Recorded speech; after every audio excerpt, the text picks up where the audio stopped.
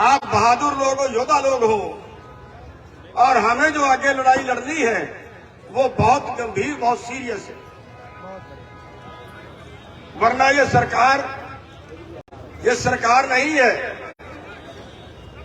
ये दंगा करवाने वाला एक गिरोह है। और वो दंगा कराने वाला गिरोह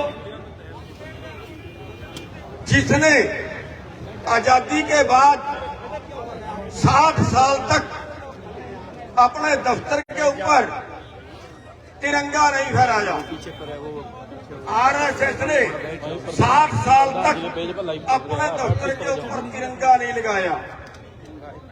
आज वो तिरंगा यात्रा निकालते हैं, आज वो देशभक्त बनते हैं,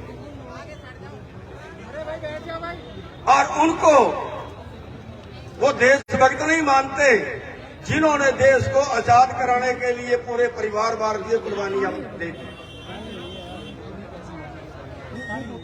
आजादी की लड़ाई में आरएसएस का कोई योगदान नहीं रहा, बल्कि बीजेपी के अंग्रेजों के साथ मिले हुए रहे। अब जो देश के असली मुद्दे हैं उनसे ध्यान भटकाने के लिए ये आपको धर्म की लड़ाई में, जातियों की लड़ाई में बांट रहे हैं।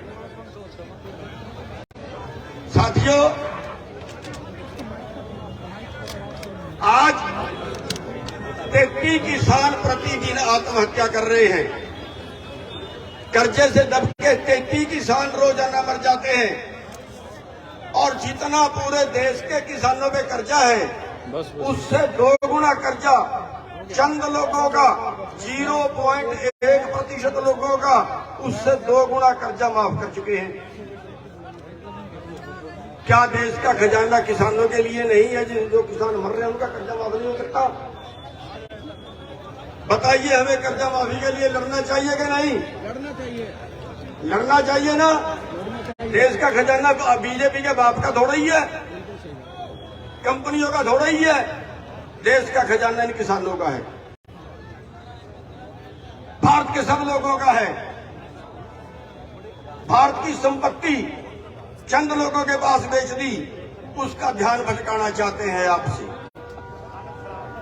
आज 38 बेरोजगार रोजाना आत्महत्या करते हैं, उसका ध्यान भटकाना चाहती है बीजेपी। आज 23 करोड़ लोग देश में रात को भूखे सोते हैं, उससे ध्यान भटकाना चाहती है बीजेपी। आज 9 आदमियों के पास 50 करोड़ लोगों के बराबर संपत्ति है, और अभी उन्हीं को और देश लुटाया जा रहा है, उससे ध्यान भटकाना चाहती है बीजेपी। लेकिन साथियों, आज हमें जरूरत है अपना भाईचारा कायम रखने की। हम आज के मंच से सरकार को चेतावनी दे देना चाहते हैं कि हम भाई भाई हैं, ना हिंदू की मुसलमान से लड़ाई है, ना मुसलमान की हिंदू से लड़ाई है। और अगर किसी ने जुर्रत की तो सबसे पहले जो मंच में नेता बैठे हैं ना, ये मेवात में सबसे पहले सिर देने के लिए आएंगे। हम अपने भाईचारे को बिल्कुल नहीं तोड़ने देंगे। और सारे मुसलमान भाई, एक और बता देता हूं आपको बधाई भी देता हूं कि आपने जो जिज्जा बनने आया था,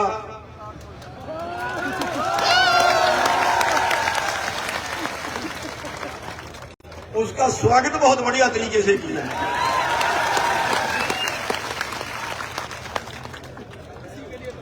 और फिर वो रोता रोता घर गया। देखी वीडियो आपने?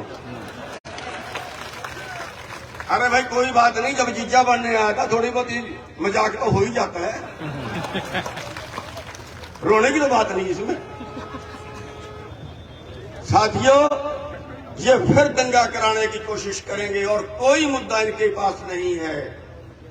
देश की आर्थिक लड़ाई में से भटकते हैं ये लोग। यहाँ पे कितने दिन से हमारे लोग आंदोलन चला रहे हैं नहर का, 13 जिलों में पानी जाना है उस नहर का, लेकिन कोई सरकार सुनने वाली नहीं है। हम वो भी बता देना चाहते हैं कि बहुत जल्दी एक बड़ा आंदोलन उस नहर पे भी राजस्थान में शुरू किया जाएगा।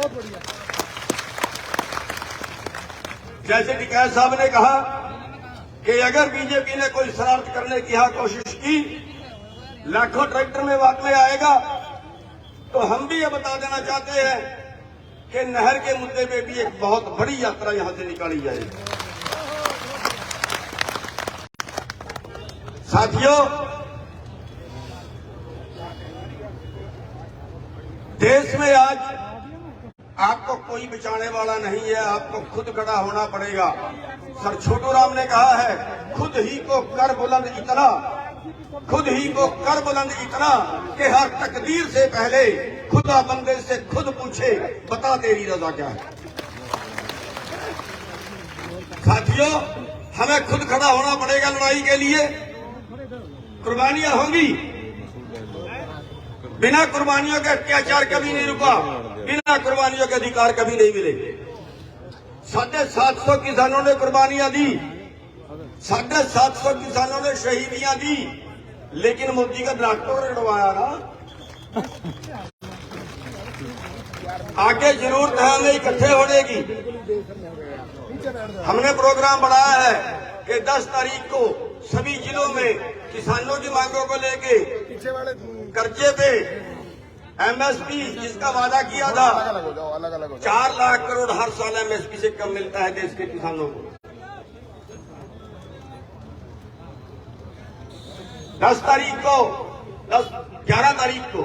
11 तारीख को सभी जिलों में ज्ञापन देंगे और उसके बाद 25 नवंबर को हम इकट्ठा करना चाहते हैं उन योद्धाओं को, उन शूरवीरों को जो देश के लिए मरना चाहते हैं, जो देश के लिए लड़ना चाहते हैं, जो देश के लिए कुर्बानी देना चाहते हैं। 25 नवंबर की रैली रखी है पीपली के अंदर, उसको हम क्रांति चौक बोलते हैं, जहां हमारे पे कई बार लठ बरस चुका है। पिछले साल जब आंदोलन में हम वहां आंदोलन की नींव रख रहे थे, तो सबसे पहले लाठीचार्ज पीपली चौक पर ही हुआ था। 3 बार लठ लोगों को लगे थे, सिर फटे थे, लेकिन एक क्रांति आई और उसका जो नतीजा था वो आप जानते हो कि पूरे देश के अंदर आंदोलन खड़ा हुआ था, जिसमें मोदी को झुकाया। बहुत बढ़िया। अभी हम वहां लड़ाई लड़ रहे थे, लाठीचार्ज किया, बहुत बुरी तरह किया, 100 लाठ एक आदमी को मारे, लेकिन हमारा वादा था कि हम हाथ नहीं उठाएंगे, कुर्बानियां देंगे, मरेंगे, भागेंगे नहीं। टिकैत साहब भी वहां पे गए थे उस लड़ाई के अंदर, और उस लड़ाई में दोबारा से हमने हरियाणा सरकार का नाक रगड़वाया, दोबारा फिर वो लड़ाई जीती। साथियों, इस देश में एक बड़ी क्रांति की जरूरत है। क्रांति 2 तरह की जरूरत है। एक हमारा भाई कह रहा था कि इनको वापस गुजरात भेज दो, बीजेपी वालों को। मैं कहता हूं गुजरात से थोड़ा सा परले पास समुद्र में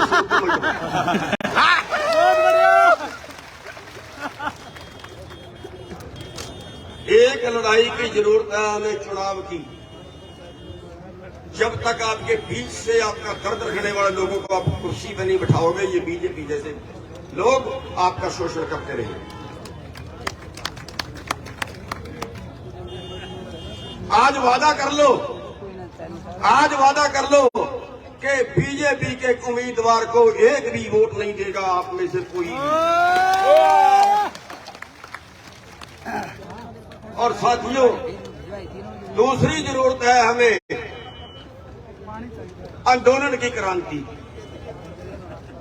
और उस आंदोलन की क्रांति में हमें योद्धाओं की, शूरवीरों की जरूरत है, डरपोकों की नहीं। साथियों, 25 तारीख की रैली रखी है पीपली में।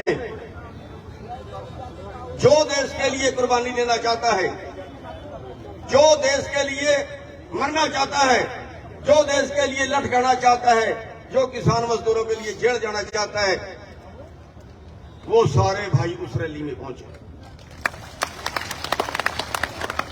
हम बता देना चाहते हैं इस सरकार को कि हम जब तक शरीफ हैं तभी तक शरीफ हैं। बीजेपी ने बहुत लठ मारे, मैंने आंदोलन के दौरान भी कहा था बहुत लठ मारे हमें, लेकिन हमने कहा था कि अगर लाठी चार्ज का हुक्म हमने दे दिया ना तो तेरे बीजेपी वाले घर से बाहर नहीं निकलेंगे, फिर ये हाल पीट पीट के कर देंगे। लेकिन हम शांति से लड़ते हैं, हम किसी पे हाथ नहीं उठाते, हम लठ भी खड़के खाते हैं, जेड़े भी काटते हैं, लेकिन इसका मतलब ये नहीं है कि हम कोई डरपोक हैं, हम मारना नहीं जानते।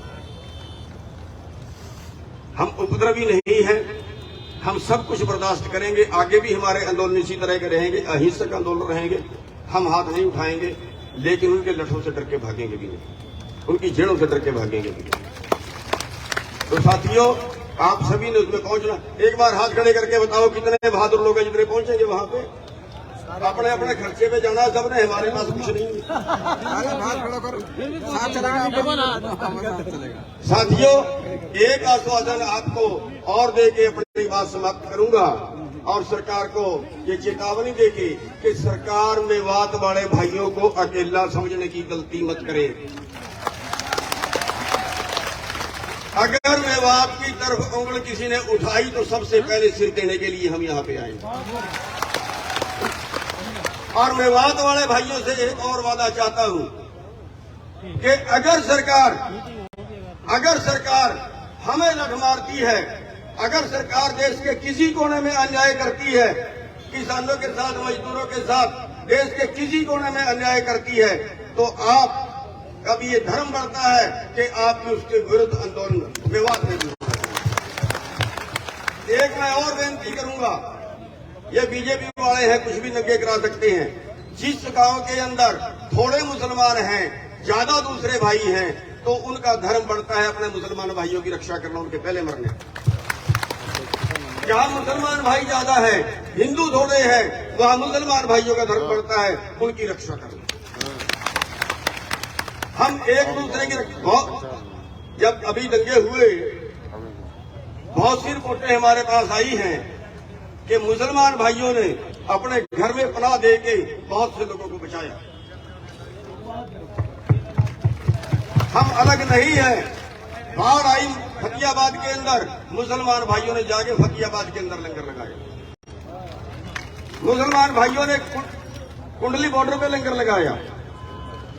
हमारा भाईचारा है, हमें ये भाईचारा बढ़ा के रखना है। बस मैं 2 नारे लगा के अपनी बात को समाप्त करूंगा। इनकलाब जिंदाबाद, इनकलाब जिंदाबाद, इनकलाब जिंदाबाद। लड़ेंगे जीतेंगे, लड़ेंगे जीतेंगे, लड़ेंगे जीतेंगे। हमारा